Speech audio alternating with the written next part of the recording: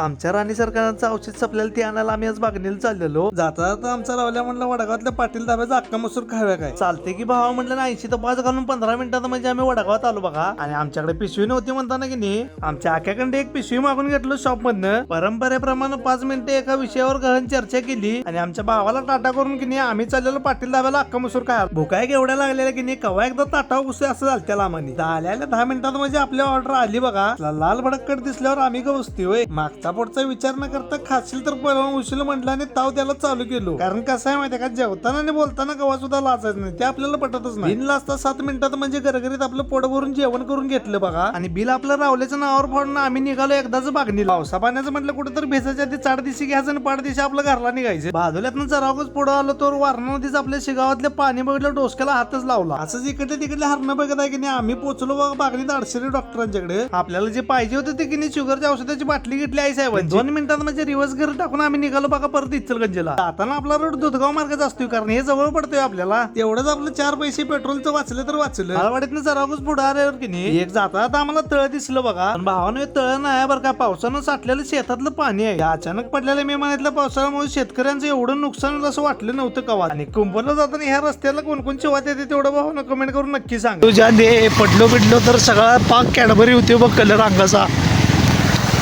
कसा आहे रस्ता.